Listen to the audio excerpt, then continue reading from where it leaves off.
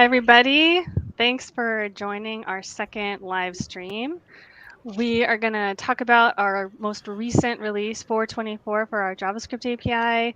I'm joined here with a larger group this time with some of my colleagues here. So what we're going to do is start out by introducing ourselves, tell you some fact about ourselves and what we work on, and then we'll jump into about 30 minutes of looking at some of the new features and the ones we're most excited about.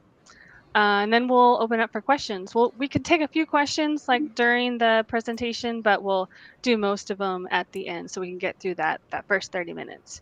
So first up, I'm Julie Powell, and I'm a principal product manager focusing on web development. And I will hand off to Anne. Oh, sorry. Fun fact. I climbed Mount Kilimanjaro. I have a huge bucket list that's definitely on hold for years to come. But hopefully I'll get back to the list. All right, Anne, why don't you go? Yeah. And everyone, feel free to keep commenting in the chat where you're coming from. We love to see it. But I'm Anne. I'm Anne Fitz. I'm a product engineer on the JavaScript API. And my fun fact is that last week I backpacked in the Narrows in Zion. It was so beautiful. Would definitely recommend to anyone who's thinking about it. I'll pass it off to Christian. Cool. I am Christian. I am product engineer on the JS API, focus on data viz stuff. My fun fact is I am an identical twin, and he and I have successfully switched places as kids and adults recently. Fun fact, Christian thought about switching places with his twin for this live stream. That's true. Actually, you don't know. You don't know if it is me or him right now. So let's just pointing that out. We will know soon, Christian. Your turn is almost up. Arno, you want to go? Sure. Yeah. Happy to be part of this crowd here this time. My name's Arno. I work as a 3D developer evangelist on the JS API team from Zurich, calling in from Zurich. And oh yeah, right. Fun fact. We're going to be talking quite a bit about buildings today, so I thought a fun fact is that the building I'm living in is actually older than the United States. That's Pass it on to Jan. Yeah, I'm Jan. I'm principal software engineer in the JS API. Working on the layers, working with lots of people in the team to get new features out. I'm French, and as a fun fact, I have to say that Julie is always asking me advices and opinions about the croissants I try. Because you're the pickiest man on the planet when it comes to croissants and crepes. Right? Of course, I have to. All right, Rene. Hi, folks. Rene Rubokava. I am a software dev on the JavaScript API. Do a lot of work with apps and build tooling and all that stuff. You probably see me talk about that all the time. Fun fact is I actually like doing a lot of DIY home audio, so like my own amps and stuff like that from scratch, as you can see from setup back here. So thanks, Rene. Thanks, everybody. All right, well, let's kick this off with Christian. Cool. Thanks, Julie. So this was actually a really awesome release in many ways, but especially on the data visualization front, which is my wheelhouse. And so it was super exciting to see several of the headlining parts of this API relating to data viz. And so I'm going to just kind of give you a quick overview as to what some of those are and show you some demos. So you'll be able to find these in the release notes of our documentation, as you see here. So we have pie chart rendering, client-side binning, and heat map renderer. So I'm just going to dive right into what each of these things are. So pie charts are something that we have received feedback about in the past to be able to render categorical data as a chart. And that is finally now available, both in the API and also in ArcGIS Online. So you can go ahead and use this in online if you prefer to style your layers that way, or you can just go ahead and dive in and define it all in code. So if you look here, I'm just creating a pie chart renderer, and what I have to do is define which categories I would like to display in the chart. So that I'm pointing to field name. It could also be an arcade expression. And then I also have a a color to define each thing. And so we're looking at educational attainment data in this case. So red areas are populations that did not complete high school. Blue is they did complete high school but didn't go on to college. And then the green shows people who did move on to college. So you can get some pretty interesting visualizations using the pie chart.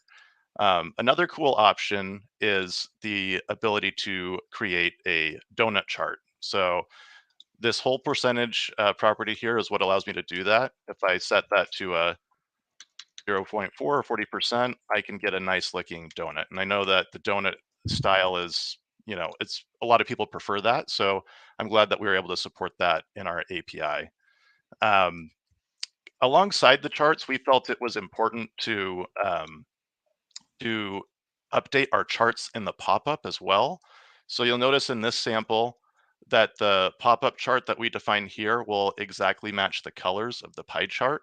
This is something that we haven't been able to do until this release, and it's been a very highly requested feature of our API. So I think it's exciting that if you define those same fields, the pop-up will know that the render being used is using the same fields, and it will color it appropriately. So that's pretty cool. And that doesn't apply to just the pie charts, but also other renderers that that are defined similarly, where you have a numeric attribute that represents a color, like dot density. It'll similarly happen. So at 423, this is what the experience was like for defining a chart in a pop-up for a dot density predominance renderer. And at a first glance, you can't really tell what these categories are because they're all a single color. You'd have to hover over them like this to see the breakdown of each category. But if I upgrade this app now to 424, and note that this is all coming out of the box. This is not a, I'm not having to do anything with my code to make this work. So I just updated the API version, use the exact same chart, and I get colors coming in. So now I can see at a quick glance colors that match the legend, match my style in the layer, and it's a lot easier to read. So that is something you get for free just by upgrading. So that's the chart rendering that came out. Now I want to dive into binning. Binning is something that is very similar to our clustering. Actually, let me show clustering really quick. So if I open up this clustering sample, what's happening in here is we're aggregating earthquakes together because earthquakes can happen or a lot of earthquakes can happen in one location, making them kind of dense events happening. And by default, you get this pop-up that tells you the total number of earthquakes, and you can adjust the label and everything.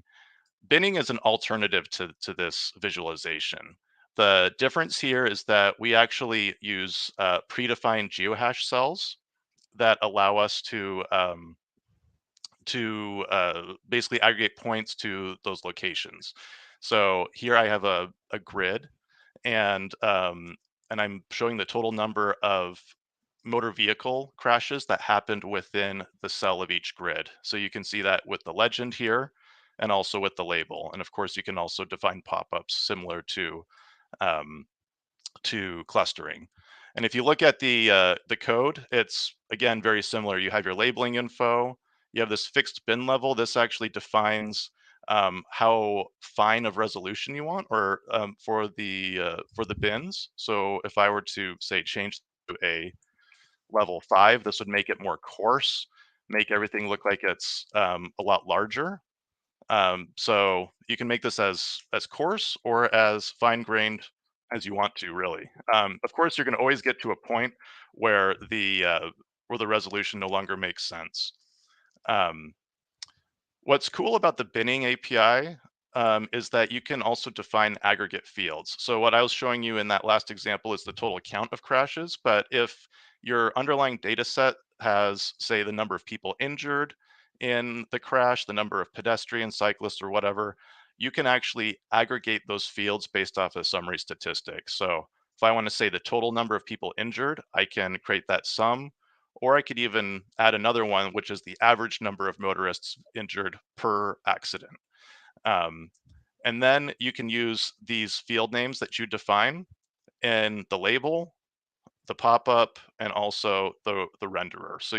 So instead of showing that grid, I'm going to create a different kind of style to show the size here as the total number of crashes, and then the color will show the percentage of the motorists that were injured in the crash.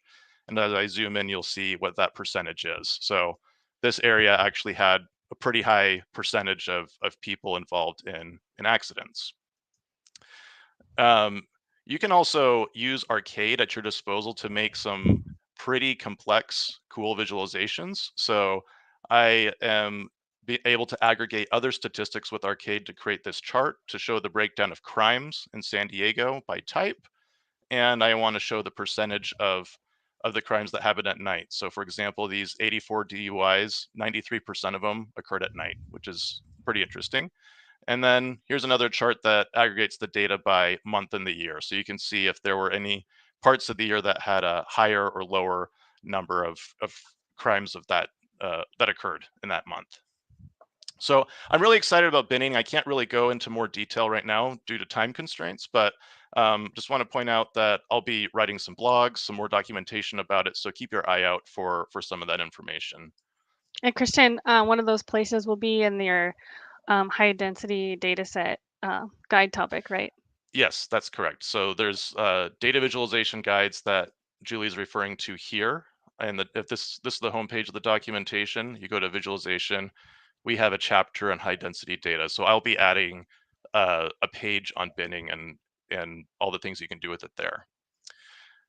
This last topic I'm going to talk about that's related to data viz in our release is about heat maps. And this is one that I'm particularly excited about because we've had a lot of feedback about this in the past. And we're finally making these updates available to you in this release. And so heat maps have been supported for a long time in our API. It's not new by any means, but it's also the only render that we had up until now that was not rendered with WebGL. And for that reason, it behaved differently from layers rendered with other styles. So you couldn't filter it, you couldn't use a time slider with a heat map, you couldn't use the layer effects or feature effects with it. It was a little choppy, kind of hard to zoom in and out of, and plus it's super sensitive to scale, which made it kind of hard to understand. So as an example, this is the new updated heat map.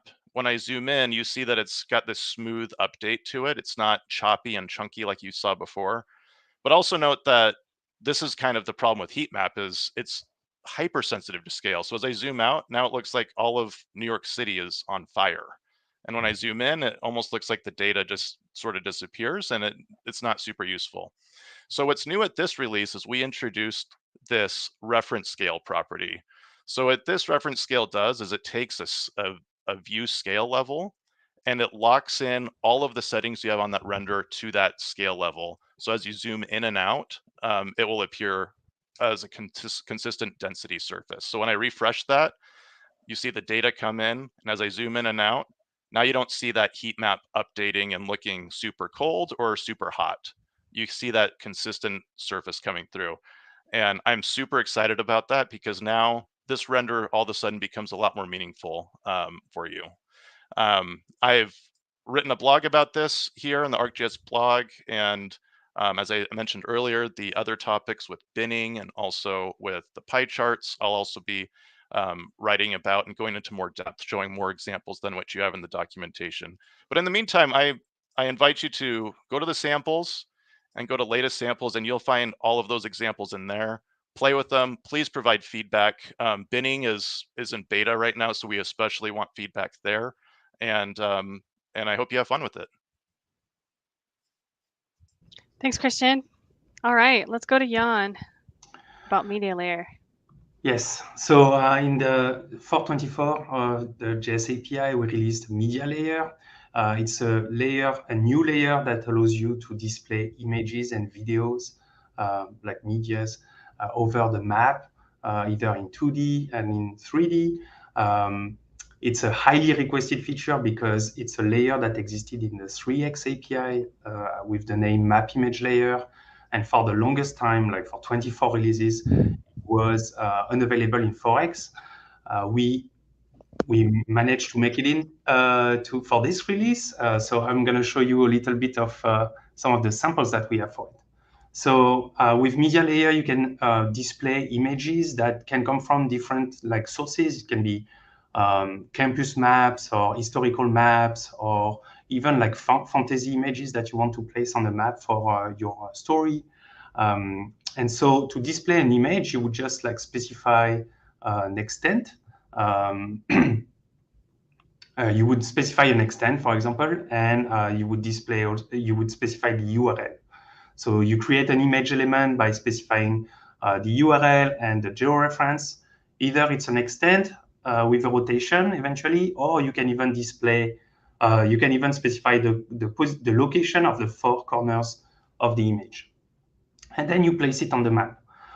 Like any other layers in 2D, it benefits from the usual properties, like, for example, blending. So you can blend these images, or you can add some effects, like here, a drop shadow. You can also control individually the opacity of each image, so that you can see maybe more or less your base map underneath. This also can be displayed in 3D. So for 3D, I found this video that is a visualization of the sea salt, dust, and smoke particle over a period of time in 2017. The video shows the map with WJ64 coordinate system. So we can easily reference that using a video element, and then specifying the URL to this video element, to the video, and the extent. And then it overlay perfectly over the map. And same as in 2D, you can control the opacity. So MediaLayer is released in beta for this release, because we want to get your feedback about it, and what you would like to be able to do with that layer. We are working for the next release already to be able to define georeferences with control points. So 1, 2, 3, or 4 control points, so that it's easier to place the image instead of specifying an extent. And also related change to this is one of the breaking change of 4.24, is that we wanted to implement hitTest for this layer. So when you click on one of the image, you want to perform a hitTest and get back the element that you have clicked on. So previously, hitTest was only returning graphics, and so we were boxed into this API. We decided to change a little bit the API. So when you perform a hitTest, you get back hitTest results, and each result is a view hit. And a hit can be either a graphic hit that has a graphic, or a media hit. There is actually a third type that will be that is not documented, but will be tomorrow in the tomorrow update of the documentation for the route layer. So media hit is like a graphic hit, but instead of getting back a graphic, you get back the element that you have clicked on. Hey, Jan, really quick, I'm going to interrupt you. There's a question in the chat from Syntax Error. He's asking if images need to be georeferenced. No, the images are JPEG or PNG, and then you have to define the georeference yourself. It's not supporting more complex file types, like, for example, GeoTIFFs, which we are working on as part of the more like the raster, like the imagery layers. So it's not available yet, but it will be later this year. But yeah, it's just like any images, and then you provide the location that you want that image to be. Great, thanks. And everyone, feel free to keep asking questions in the chat. We'll try to get to them as we go. And if we don't get to them during the presentation, we'll come back to them at the end. Thanks. Yeah, and that's it for the update for MediaLayer. Don't hesitate to send us feedback. It has more capabilities. We can probably add more based on what you need. And yeah, that's it. I will. Thanks, Jan. All right, let's go to Arno, who's gonna talk about some of our exciting 3D updates. All right, thanks. So yeah, besides some of the features you've already seen that work in 2D and 3D, like the media stream layer, there's a bunch of new 3D specific features in this release, and there's a full spectrum from thematic visualizations to realistic effects that features that we added. And the first one I want to talk about, as already mentioned, are the buildings. There's a few new layers actually that source data from OpenStreetMap, which are these buildings. Some of them are simply extruded footprints using the height attributes coming from OpenStreetMap. But for some of them, like showing here in Paris, you have some really detailed architecture as part of this layer. Besides the buildings, we also have two layers that provide trees for these area. And yeah, I'd like to show a few places. So it's the scene here is referenced in the release notes. And there's a few places, slides in the scene that show a few cities with nice buildings, like here also in Dubai, where you can directly here in Scene Viewer apply some of the environmental effects like daylight or yeah, showing different times of days. But then a quick note about the trees. So there's actually two types of trees in the scene here. There's the realistic and thematic ones, and those are the same web cell symbols that we provide out of the box from the API. And I just want to quickly mention that the realistic ones are quite a bit heavier on the scene. So if you're planning to use these 3D buildings or trees as part of context for your own scenes, then you might want to make sure that depending on what devices you want to visualize this data, the type of trees that you choose to select. To really show you that there's buildings for a bunch of places, I'm going to zoom in to Catalina Island here in front of California, where I believe many people go for weekend trips. And we see some buildings together with the casino here in the harbor that you can select and show some pop-up information with some of the attributes that are taken directly from OpenStreetMap.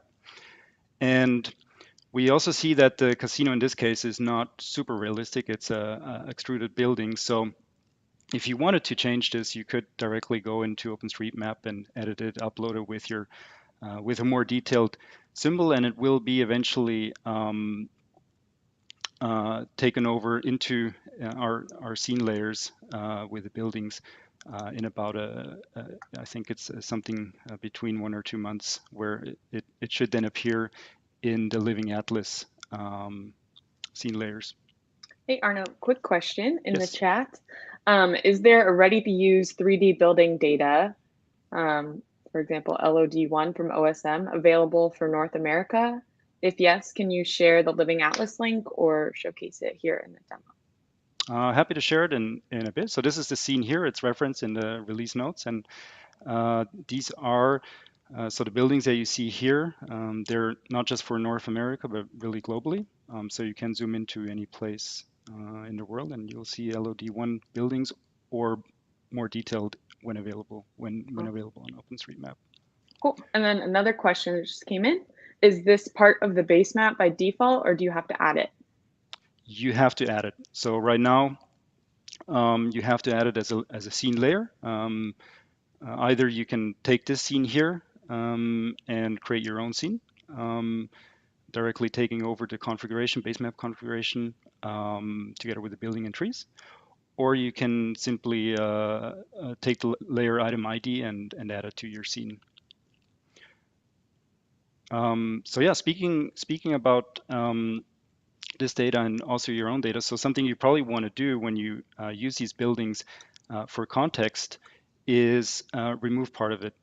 And this is something that we released together with these OpenStreetMap buildings, is that you can take the layer and you can apply a spatial filter. And this is something I'm doing here in Scene Viewer because it's we have the UI and everything for it there.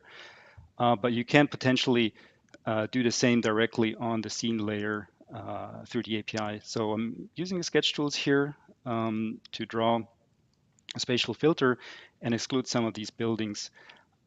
This is then stored on the web scene, and I can basically add another layer with my own data here, a project, a development project in Switzerland with some upcoming future buildings for this area. And this allows me to visualize this this development construct project in the context of the surrounding buildings coming from OpenStreetMap. I just want to quickly mention that the persistence of spatial filters for scene layers, so that's for buildings, but also for trees, point scene layers, if you, for example, want to visualize trees. This is something that can be persisted in the web scene. Another thing are these line of sight analysis, which we can also persist even in slides. So you can already kind of pre-author, pre-offer these analysis and show them simply iterating through your slides. So this was OpenStreetMap building. I want to go over to more realistic visualizations here using an integrated mesh of Utrecht in the Netherlands. And one of the things that we've been doing for a while already is visualizing flooding scenarios here, simply adding a 3D polygon and coloring or symbolizing it with the water symbol that has an animated water surface together with reflections to show what a possible flooding scenario in a city could be.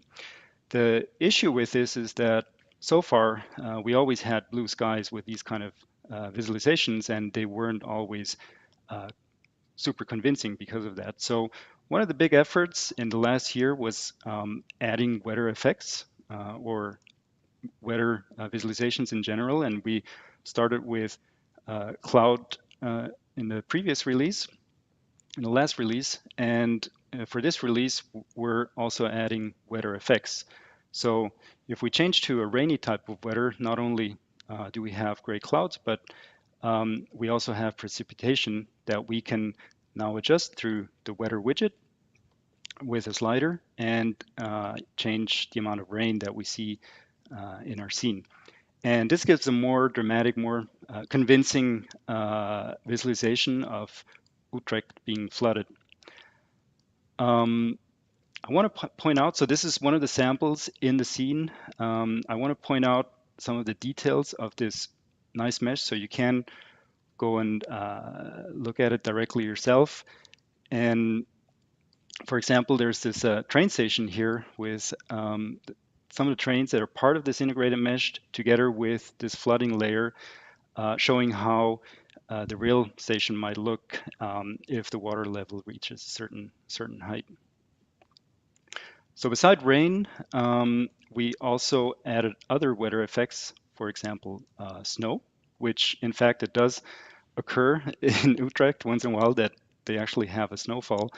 And you see that you see each of the snowflakes here in the scene. I hope this is coming over, this is streaming somewhat smoothly, where you can also change the amount of snow, snowfall. And on top of that, even have your 3D objects being covered with a layer of snow. Here, for example, these high rises with air conditioning on top of the roof being covered in white snow. So quickly, another feature that we added in this release is blend modes that we've already had in 2D, and we now added support for blending tiled layers in 3D with the same blending modes as before. We already had in 2D.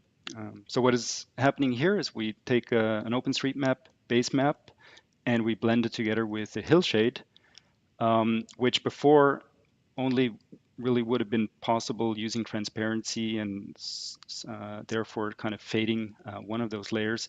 But using the luminosity blending effect, we can now really blend this hill shade on top of the OpenStreetMap base map, highlighting some of the forests and glacier areas here around Zermatt. And it's really impressive how you see here the elevation data being used for the visualization, but also for the base map, but also for rendering the terrain and seeing these cracks in the glacier. And this is where I just quickly want to point out, so this new capability allowing you to kind of create new layers without having to pre-publish or pre-process this kind of data.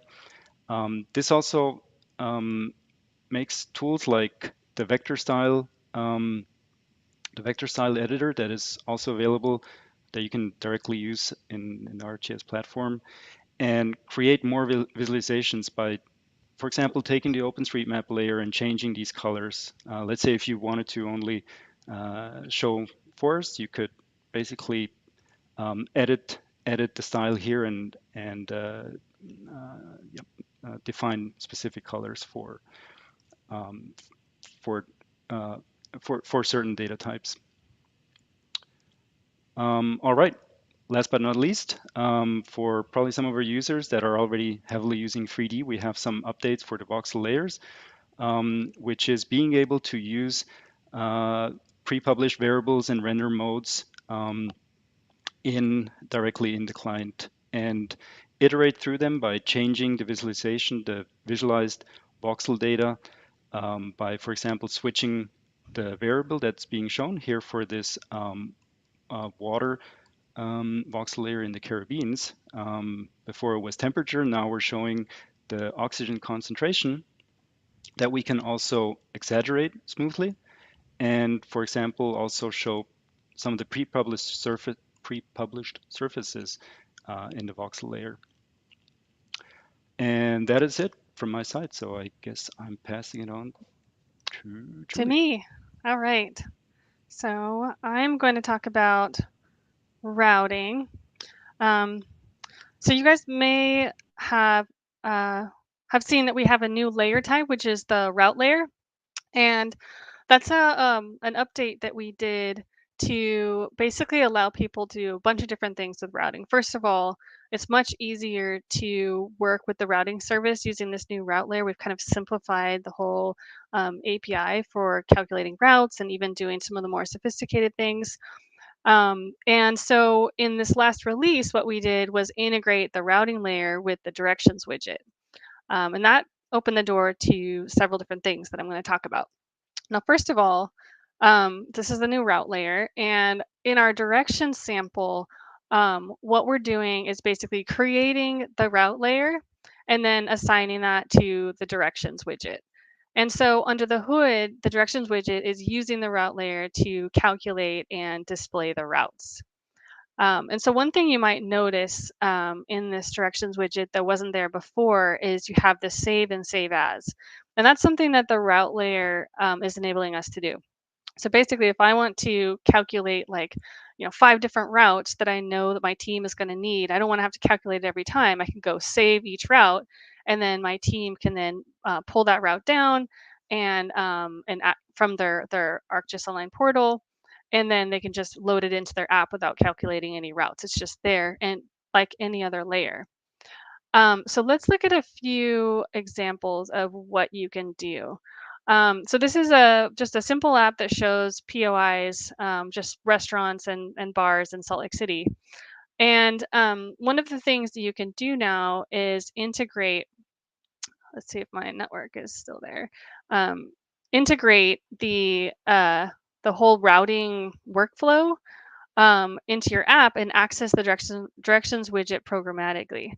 So I'm trying to click on one of my features here, and it's not working, so I'm going to move on. But basically what I did here is added a custom action inside the pop-up, and then it's going to pre-populate the directions widget. And I'm very disappointed that it's not showing a pop-up. Let me try one more time. Hey, Julie, Oh. There's a quick question in the chat. Kieran is asking if we can save these routes locally. Locally? That's not built in as part of the API, but I suppose you could do it on your own custom code. So I'm going to go ahead and move on. So what this sample was supposed to show you is basically I can add a very simple custom action in the pop-up and then pre-populate the directions widget to calculate or to use that as one of the stops. So right there, I clicked. In this case, I'm just clicking on points because my pop-up doesn't seem to be working. And what I also wanted to show is that you can use custom symbology. So that's not something that's new. You could do it for quite some time, but there's a new way to do it by defining it directly on the route layer. And in my case, I'm using sim symbols so that actually you can see even the direction of the route with the arrows. So if I switch the direction, you can see the arrows are pointing that way. So you have quite a bit of flexibility with how you display your stops and your routes and barriers, basically anything that you're displaying on the map. Now, as I mentioned, you can save the routes and then load them later. And what I've done is I created a group in ArcGIS Online. So say like, I have like 6 different routes that I want my, my team to use. Well, I can save them all to this group and then later in an app, just load them all, to load those routes. And what happens is, and this, when I'm expecting Renee to laugh because this is one of the first samples he ever made for the API, and I just adapted it for this demo. But basically, I can just take any one of these saved routes, drag it onto the map, and then you can see the directions widget is already pre-populated with that route. And you'll also notice that this it includes a symbology. So any symbology that I've saved to that route layer will be respected. And you'll see, in this case, I'm using the arrows. I can then go in and modify, like add a stop to it. Let's see if the pop-up will work for me here. Nope, no pop-up today. But you can modify it as well. So basically programmatic access to directions widget, and then being able to add stops, continue with interactivity in there. It also, oh, look, there I got my pop-up. And here's where I added that custom action to add a stop. And you can see that I added that stop to the route. It also works in 3D. So I'm sure Arno is underwhelmed with the symbology I used. He could do better, but I was just testing it out. So basically the kind of the same sort of thing that I was doing in the other app, I can also do it in 3D. The only caveat is that right now for the symbology, I did have to update the route layer, the line symbol, because we don't support sim for line symbols in 3D yet, but you do have access to the sim symbol for points.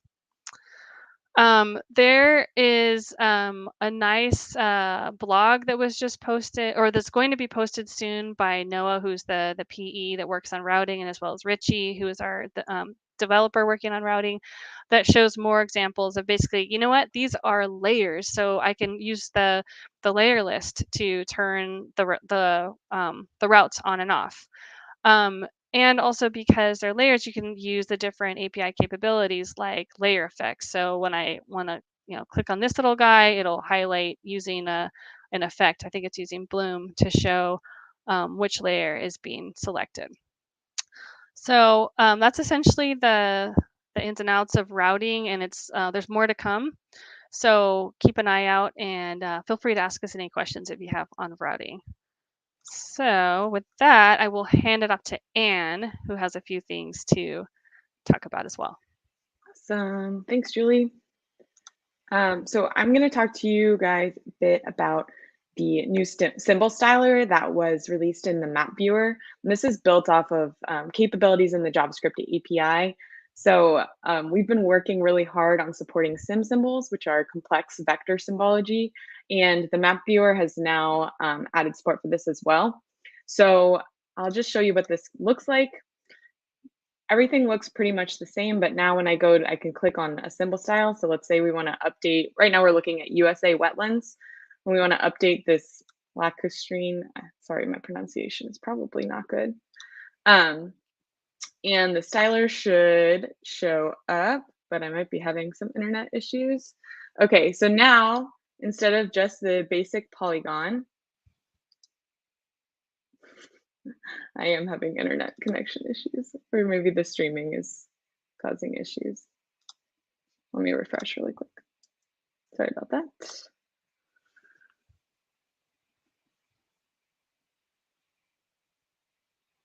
All right. So our layer is loading. Let's go into the style pane, back to our style options, and we can click on this. So now when I click on basic symbol, we're getting different options. We can keep the basic shape, or we can switch to a hatch fill or a landscape symbol. So I'm gonna look at these pencil landscape symbols and click on this wave one. Let me just zoom in a little. Great. So now this will update quickly to, or hopefully quickly, except my internet is being so slow, to show the vector marker symbol of a wave. Sorry. Wow. There we go. Finally, sorry about that. Okay, so now we have this vector marker wave symbol filling the polygon. We can update the size of the symbol and it updates automatically, and we can update the marker placement. So if we want, right now it's using random marker placement, but we can switch to a fixed marker placement. We can update the amount of randomness. We can update the spacing between the symbols. And then once we're happy with what our layer looks like, I could go through and update each of these symbols to use the new symbol styler. But what I can do now, since we don't have time to do all that, is I can duplicate the layer. So I'm creating a copy of it. We'll get rid of this other one. And new in the JavaScript API, this release is the ability to save the layer. So what I'm going to do is click Save As, creates this new layer for me. I can save it, find it in my content, and take the portal item and pull it into my app. So here, let's uncomment this and refresh. So I gotta log in.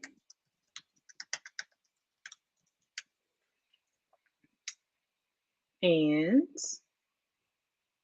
once it loads, we can see our new symbology that we just created in the map viewer is now showing in our own layer. And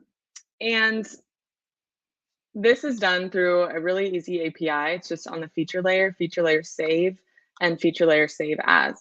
So if once you have your portal item, you can just save it based on the layer, or you can create, like, update the symbology or create a new pop-up. Anything like that will get saved into the layer once you use those methods. And then another thing I wanted to talk about is the FlowRenderer. We introduced this at version 4.22, I think, and added a lot of enhancements last release at 4.23. But one thing we've added for this release is the round cap style. And this is something you can play around with in the sample. The round caps will only be implemented when the trail width is greater than 3 points. So once I switch to round caps, then you get this new cap style, and it's really, really fun and beautiful. So that's all I wanted to show you there. One thing I wanted to point out before we finish up is that we do have this next version of the API. It's our development version. We publish it about once a week, and this is a way you can stay up to date with what's coming in the next release.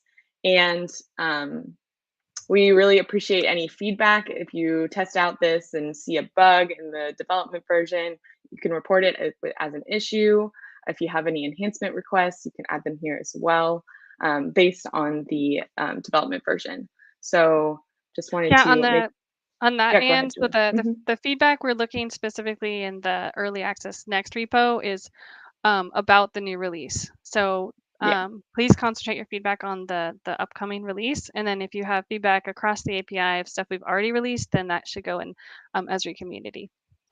Awesome. On that next repo too, people should check that change log every time, every week too. So change log is going to show you what is being updated. That way you know if you need to do any kind of preparation for your apps for the next release. It's super helpful too, because you might run into a weird error in the next build. And you want to kind of know what changed. Look at that. We'll give you a good update there.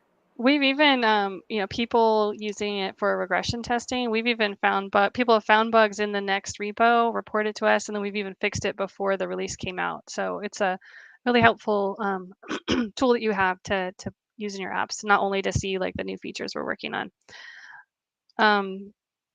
So I'm gonna, yeah, do you want to really go ahead? quick, sorry. Someone asked a question, can we export the symbols code to use in our JavaScript app?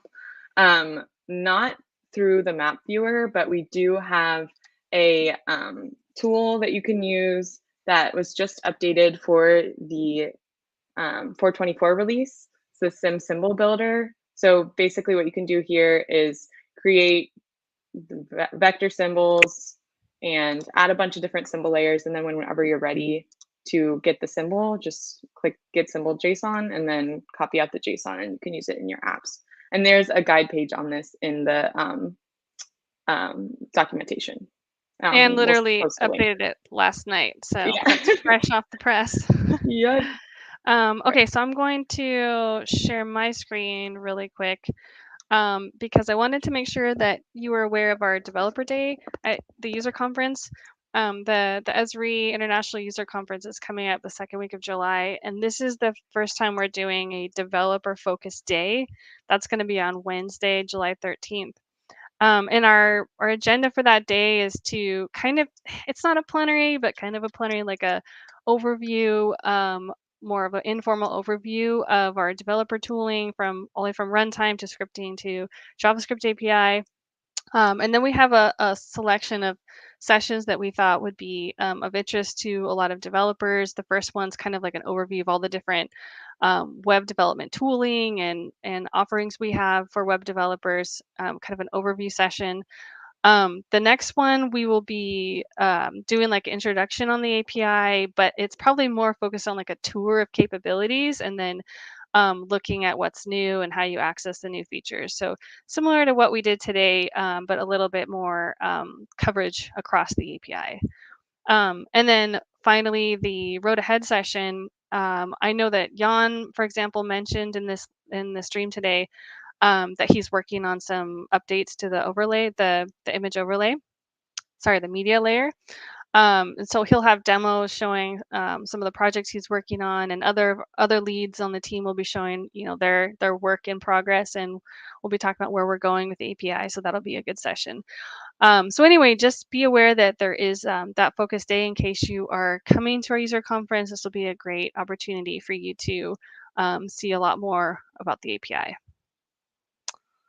So we went over time. We figured that might as well just take the time that we needed to talk to everybody about the new release. But we would be happy to take some questions right now if anybody would like to start asking questions. There was a question for Arno. How can you access the 3D buildings that you showed from OSM in ArcGIS Pro? And can we make a copy at a local level? That is a good question. I can't answer. Not sure about how you get them into Pro. If the scene layer packages are available, I can see. I guess best is probably to post this in the Esri community. I can check the blog real quick if it mentions something. Yep. Awesome. And then another question that we didn't answer live earlier. Christian, can you specify the bid/grid size, not by zoom level, but by numeric length, say 1 degree or 0.1 degree? It looks like the bins are rectangles. Can the grids be squares? Yeah, both of those are fantastic questions. The answer is no, not yet to both of them. You can't specify the grid size in screen space. We're using geohash cells, so they are rectangular and in shape. So you have to use the LOD level. We are exploring adding other shapes. That's things like hex bins as well. In addition to squares would be really nice. So that's something to look forward to coming down the pipe. Awesome. Question for Renee. Does the JavaScript API support IPv6 protocol yet? Is it implemented in this version? I mean, that's just a protocol, but I'm not sure if that might be related to like online, like if online is doing anything special for that, but I really couldn't answer that. I'm not sure if there's any limitations in terms of what online does. But if something you're looking for, you can always ask on the Esri community. There's an online community in there you can double check with. Cool. Thanks, Renee. And one more question for Arno. Can we use geoprocessing tools on OSM 3D buildings? Yeah, thanks for the question. I actually want to circle back to the previous question. So the OpenStreetMap buildings, that is really an online only offering, I guess at this point, for adding it to your web scenes as context. Of course, you can use them in the web by using some of the client-side analysis capabilities that we have in the JavaScript API, like shadow analysis or line of sight, as using before. If you wanted to get them into Pro, I guess one option I can mention here is if you use City Engine, which is another product, Esri product that we also develop here in Zurich, is that it has a feature to basically directly import buildings, and using that you could run certain analysis right there, or you could create a scene layer package out of it and then use it in Pro. But that's about it. Yeah, that's about the expertise area I have. Yeah, in this Sounds area, good. in these areas. Thanks, Arno. One more question. I'm going to direct this one to Christian. Are there any performance improvements with this release, especially around the layer list?